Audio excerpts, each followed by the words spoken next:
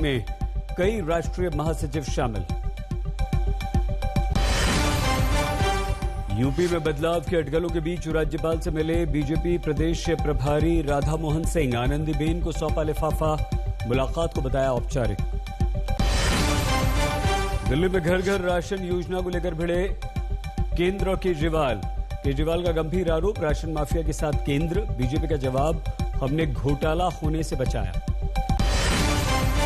काबू में कोरोना के चलते कल से अनलॉक, दिल्ली में खुल जाएंगे मॉल और दुकानें, मेट्रो भी चलेगी। महाराष्ट्र में शर्तों के साथ अनलॉक, यूपी में 4 जिले छोड़कर हर जगह खुल जाएगा यूपी। लेकिन हरियाणा में 14 जून तक बढ़ा दिया गया लॉकडाउन। दुकानों के खुलने के लिए ऑड इवन सिस्टम रहेगा जारी। शॉपिंग मॉल को सुबह 10 बजे से रात 8 बजे तक खोलने की मिली आज्ञा।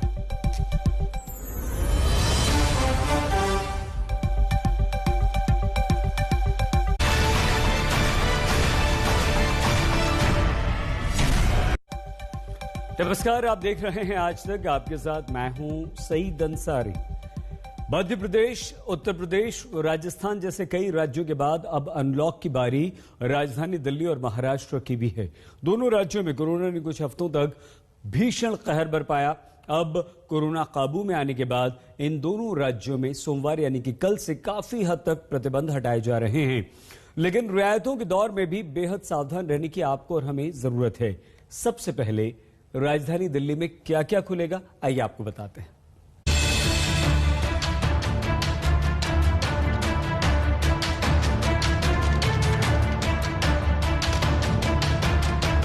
दिल्ली में करीब 2 महीने से जारी लॉकडाउन की पाबंदियों से सोमवार से पाबंदियों में ढील मिलनी शुरू हो जाएगी। कोरोना संक्रमण में आ रही गिरावट को देखते हुए केजरीवाल सरकार ने लोगों को उनके काम पर वापस लौटने का रोड मैप तैयार किया है।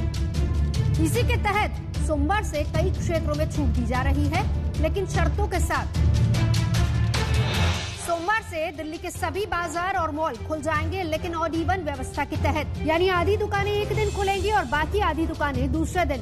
हालांकि अलग थलग दुकानें रोजाना खोलने की इजाजत है।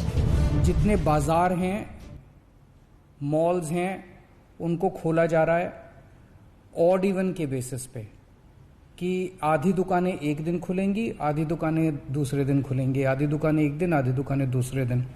10 बजे से सुबह 10 बजे से शाम को 8 बजे तक दुकान नंबर के हिसाब से, ऑड इवन के हिसाब से दुकानें खोली जाएंगी। लगभग 50 दिन के लॉकडाउन के बाद राजधानी दिल्ली कल से अनलॉक होने जा रही है। तमाम बाजार अब ऑड इवन फॉर्मूले के तहत खुल सकेंगे। दिल्ली के अलग अलग बाजारों के अंदर इस चीज़ की तैयारियां जो है वो की जा रही हैं। यानी अगर ऑड नंबर की दुकान है तो ऑड नंबर की दुकान ही खुलेगी, और इसके अलावा अगर इवन नंबर की दुकान है तो उसको इवन डे वाले दिन ही दुकान खोलने की इजाज़त जो है वो दी गई है।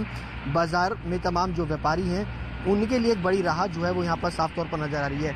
मानते हैं बड़ी राहत है दिल्ली के लिए? देखिए जी, बहुत बड़ी राहत है। पिछले 50 दिनों से घर पे बैठकर व्यापारी वर्ग घर पे बैठकर अपनी फिक्स डिपॉजिट से, अपनी सेविंग से अपना परिवार चला रहा था। अब कल से लॉकडाउन खुलेगा। काफ़ी सारी चुनौतियाँ भी है इसके अंदर, कि सोशल डिस्टेंसिंग और मास्क लगा के रहना, और भीड़ भड़क्का में ना ज़्यादा, अपनी दुकानों पे ज़्यादा भीड़ ना रखी जाए, तो बहुत बड़ी चुनौती है। कई सरकारी दफ्तर पहले भी आवश्यक सेवा के तहत चालू थे, लेकिन सोमवार से सभी सरकारी दफ्तरों के दरवाजे खुल जाएंगे। सरकारी दफ्तरों में ग्रुप ए के सभी अधिकारी आ सकेंगे, जबकि बाकी के कर्मचारियों की क्षमता आधी होगी। इसी तरह आधी क्षमता के साथ निजी दफ्तरों को भी खोलने की इजाजत दी गई है। जितने प्राइवेट ऑफिसेज हैं, उन सभी प्राइवेट ऑफिसेज में 50% मैन पावर के साथ वो खोले जा सकते हैं, और लेकिन कोशिश करेंगे कि ज्यादा से ज्यादा लोग वर्क फ्रॉम होम करें, और अपने प्राइवेट ऑफिसेज कोशिश करें अपने टाइम को स्टैगर करने की, कि ताकि सब लोग एक साथ सड़क पे ना आए। केजरीवाल सरकार के ऐलान से निजी दफ्तरों में काम करने वाली दिल्ली की बड़ी आबादी के माथे की लकीरें थोड़ी हल्की पड़ी हैं। रोजगार छिन जाने के डर के साए में एक एक दिन घर पर काट रहे लोग अब सोमवार से दफ्तर जाने की तैयारी में जुट गए हैं। थमे पड़े दिल्ली मेट्रो के पहिए भी सोमवार से फिर से दौड़ने लगेंगे। मेट्रो को आधी क्षमता के साथ चलाने की इजाजत दे दी गई है।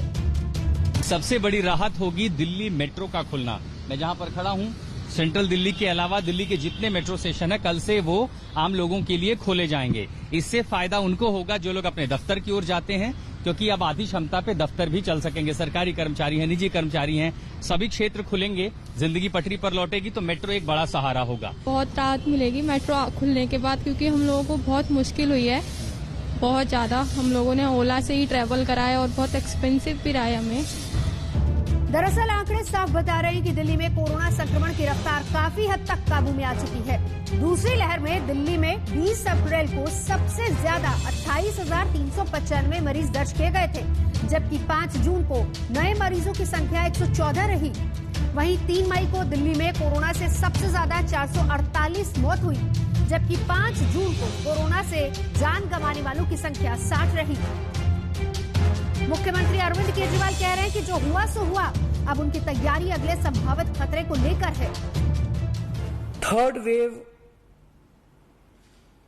कहा जा रहा है, एक्सपर्ट्स कह रहे हैं कि थर्ड वेव आएगी, कब आएगी, कितनी भयावह होगी, इसके बारे में किसी को कोई जानकारी नहीं है। अगली पीक 37,000 एक्सपर्ट्स के साथ बात करके, ऑफिसर्स के साथ बात करके, सबके साथ बात करके कि 37,000 पीक मान के इसकी तैयारी शुरू की जाए। अगर 37,000 की तैयारी हमारी है तो फिर मान लीजिए और ज्यादा आती है तो उसकी तैयारी तो होगी उसके लिए हम ज्यादा तैयार हो पाएंगे। दिल्ली में रियायतों का दौर पिछले हफ्ते ही शुरू हो चुका था, लेकिन तब सिर्फ फैक्ट्रियों और कंस्ट्रक्शन से जुड़े काम को छूट दी गई थी। इतनी सीमित छूट के बावजूद दिल्ली की सड़कों पर जाम लगना शुरू हो चुका था। ये सच है कि लॉकडाउन और पाबंदियां लंबे समय तक नहीं रह सकती, कोरोना से निपटने का तरीका भी नहीं हो सकती, लेकिन कोरोना वायरस अभी कहीं गया नहीं है। लिहाजा रियायतों के नए दौर में भीड़भाड़ से निपटना दिल्ली वालों के लिए एक बड़ी चुनौती होगी। दिल्ली वालों को भी आधी रियायतों के साथ दोगुनी सतर्कता बरतनी होगी। दिल्ली से पंकज जैन और सुशांत मेहरा के साथ आज तक ब्यूरो। दिल्ली के बाद उत्तर प्रदेश में 4 जिलों को छोड़कर पूरा उत्तर प्रदेश कल से खुल जाएगा, लेकिन कुछ प्रतिबंध ऐसे हैं जिनका पालन आपको करना होगा। क्या वो प्रतिबंध होंगे? क्या क्या उत्तर प्रदेश में खुल जाएगा? उत्तर प्रदेश के उप मुख्यमंत्री दिनेश शर्मा से अब से कुछ देर पहले हमने इस संबंध में बातचीत की। उत्तर प्रदेश के डिप्टी सीएम दिनेश शर्मा जी जुड़ चुके हैं। बहुत धन्यवाद शर्मा जी आज तक से बातचीत करने के लिए। कल 4 जिलों को छोड़ के उत्तर प्रदेश में आप क्या क्या खोलने जा रहे हैं सर?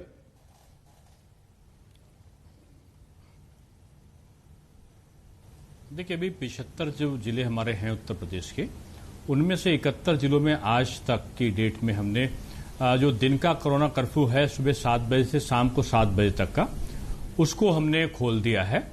लेकिन उसमें भी हमने कुछ पाबंदियां रखी हैं, जैसे कि कोई विवाह कार्यक्रम होगा तो 25 लोग विवाह में शामिल होंगे जो आयोजक को मिला के। यदि किसी का मृत्यु होता है और उसमें जाते हैं लोग सौदा के लिए जी, तो 20 तक के लोगों की संख्या को हमने निर्धारित किया है। अभी सार्वजनिक कार्यक्रम हम नहीं करेंगे और उसमें भी संख्या सीमित रहेगी। मंदिरों में भी अगर कोई जाता है या धार्मिक स्थलों में तो 5 तक के व्यक्तियों को ही हमने अनुमति दी है। ये अलग है कि हमने जो कार्यालय हैं वो हमारे, चाहे वो निजी कार्यालय हों चाहे सरकारी कार्यालय हों, उनको हम खोलने का हमने निश्चय किया है। और जो प्रशासनिक हमारे ऑफिस हैं, जो प्रशासनिक उनका निर्णय होगा उन ऑफिसेस पे, गवर्नमेंट ऑफिस पे वो लागू होगा।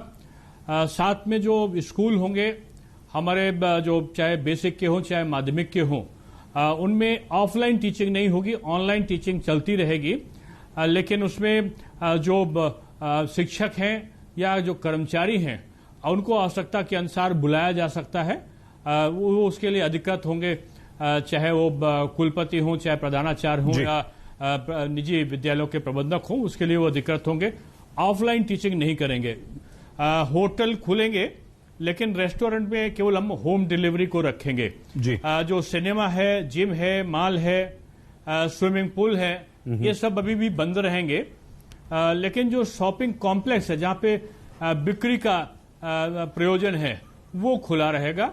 और साथ में ये भी रखा कि जो इंडस्ट्रीज हैं, चाहे वो लघु उद्योग हो चाहे हैवी इंडस्ट्री हो, वो पूरी तरीके से उसमें काम करने के लिए उसको हमने छूट दी है। जी। तो ये हम कह सकते हैं कि उत्तर प्रदेश की स्थितियां तेजी के साथ में सामान्यता की ओर बढ़ी हैं सर। और सामान्य की ओर बढ़ने के कारण ये सबसे बड़ा है कि आज उत्तर प्रदेश में हमारे जो एक्टिव केस हैं वो 17,928 के आसपास आए हैं और जो हमारी रिकवरी रेट है वो 97.7 के आसपास आई है।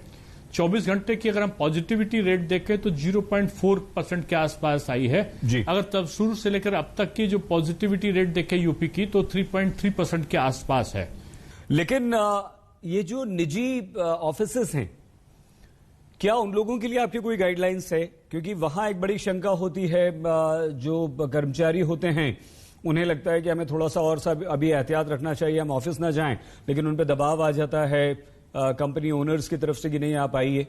तो क्या कोई ऐसी गाइडलाइन सरकार की तरफ से है? तमाम जगह पर 50% की उपस्थिति के आदेश हैं, लेकिन कोरोना गाइडलाइन का पालन करते हुए सोशल डिस्टेंसिंग हो, सैनिटाइजिंग की व्यवस्था हो और वैक्सीनेशन कर्मचारियों को, चाहे वो निजी हो चाहे सरकारी हो, वो करवाना जरूरी है। वो एक प्राथमिकता के आधार पर रजिस्ट्रेशन करा के कराएं। सर वो 4 जिले भी बता दीजिए जल्दी से, वो 4 जिले कौन से हैं और वहां कल से अनलॉक क्यों नहीं?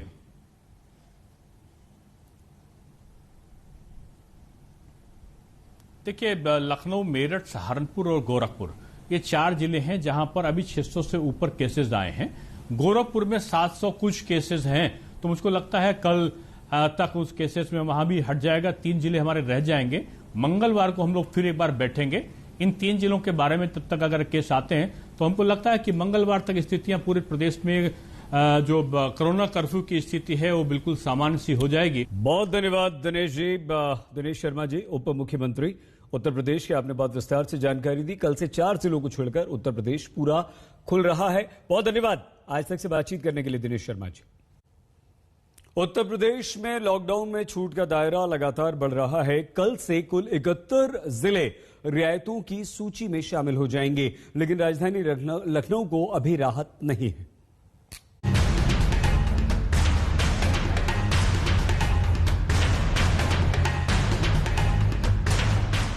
दूसरी लहर के कहर के बाद उत्तर प्रदेश में सीढ़ी दर सीढ़ी शुरू हुई अनलॉक की प्रक्रिया हफ्ते भर में करीब करीब पूरे प्रदेश तक पहुंच चुकी है। अब सिर्फ 4 ऐसे जिले बाकी हैं जहां रियायतों की किश्त पहुंचनी बाकी है। कोरोना कर्फ्यू जिन 4 जिलों में अभी भी लागू है वो है राजधानी लखनऊ, मेरठ, सहारनपुर और गोरखपुर। शनिवार तक 67 जिलों में लागू हुआ था अनलॉक। आज नोएडा, गाजियाबाद, वाराणसी और मुजफ्फरनगर में भी केस कम है। नोएडा समेत 4 जिलों में सोमवार से शुरू होगा अनलॉक। जिले में सक्रिय मरीजों की संख्या 600 से कम होने पर मिलती है रियायत। लॉकडाउन की वजह से नोएडा के सेक्टर 18 जो सबसे बड़ा मार्केट है, वहां की दुकानें इस तरीके से वीरान पड़ी हुई हैं। लेकिन अब नोएडा वासियों के लिए एक बड़ी खुशखबरी है। 7 जून से नोएडा में अनलॉक की प्रक्रिया वो शुरू हो रही है। जैसा कि उत्तर प्रदेश सरकार ने गाइडलाइन जारी किया था कि जिन जिलों में 600 से कम कोविड पॉजिटिव की संख्या होगी वहां पर अनलॉक की प्रक्रिया शुरू होगी। लिहाजा नोएडा में 600 से कम पॉजिटिव मरीज आ रहे हैं, अनलॉक की प्रक्रिया शुरू हो रही है। दिल्ली से सटे नोएडा और गाजियाबाद का यूपी की आर्थिक सेहत पर बड़ा रोल है। यहाँ लॉकडाउन में रियायतें मिलने का बड़े स्तर पर प्रभाव पड़ेगा। करीब 1.5 महीने से ठप पड़े नोएडा, गाजियाबाद में सोमवार से क्या क्या बदलेगा, समझते हैं। सुबह 7 बजे से शाम 7 बजे तक बाजार खुलेंगे। अभी शॉपिंग मॉल खोलने की इजाजत नहीं दी गई। रेहड़ी पटरी वालों को कोरोना प्रोटोकॉल के तहत ही काम करना होगा। 50% क्षमता के साथ दफ्तर खुलेंगे, धार्मिक स्थल खुलेंगे। एक बार में 5 लोगों को ही इजाजत होगी। शाम 7 बजे के बाद नाइट कर्फ्यू जारी रहेगा। हर हफ्ते शनिवार रविवार को लॉकडाउन जारी रहेगा। 7 तारीख से अनलॉकडाउन शुरू हो रही है, जिसमें सुबह 7 बजे से लेकर शाम को 7 बजे तक मार्केट्स को कोरोना प्रोटोकॉल के तहत खुलने का अवसर दिया जा रहा है और नाइट कर्फ्यू और वीकेंड कर्फ्यू यथावत जारी रहेगी।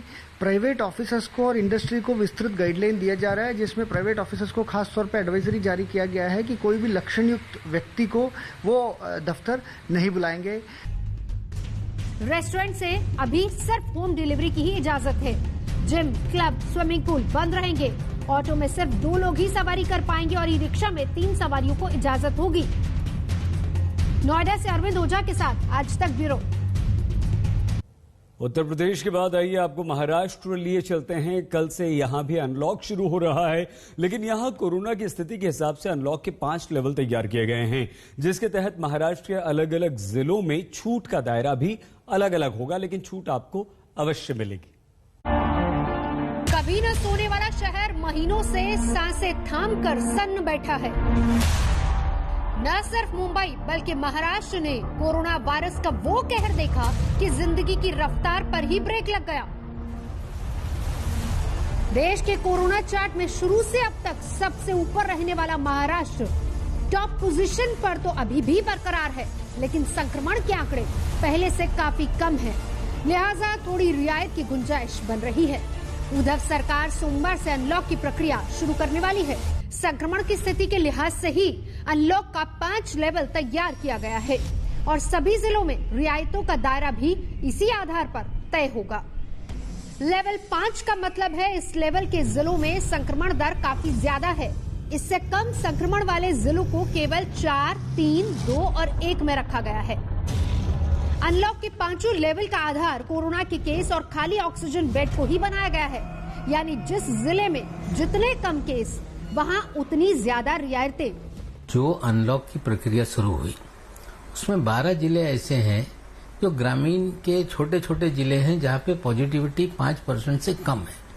वहां पे सिनेमा घर 50% की क्षमता से या वहां अगर कोई मॉल है तो खोलने की इजाजत है, लेकिन जो मुख्यतः मुंबई शहर है या उसके अतराफ में एमएमआर रीजन है या पीएमआर पूना है या नागपुर है, वहां पे सिनेमा घर कोई खुलने वाले नहीं है।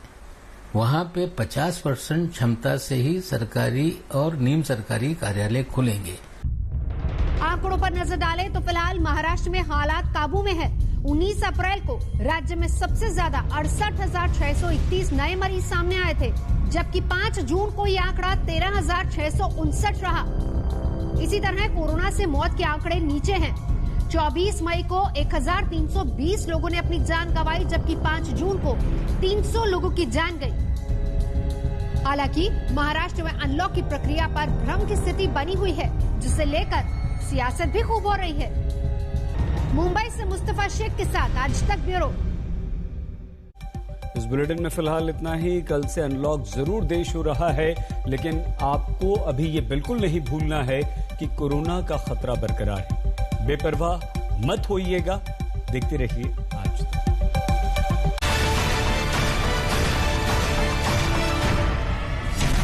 ऑरल हाइजीन में देश का नंबर 1 टूथपेस्ट। पर ये दिल है कि चख रहा है उन्हीं अल्फाज़ों का दूर कितना भी जाओ, इस जुबान से दूर ना जा पाओगे। विमल, बोलो जुबान केसरी।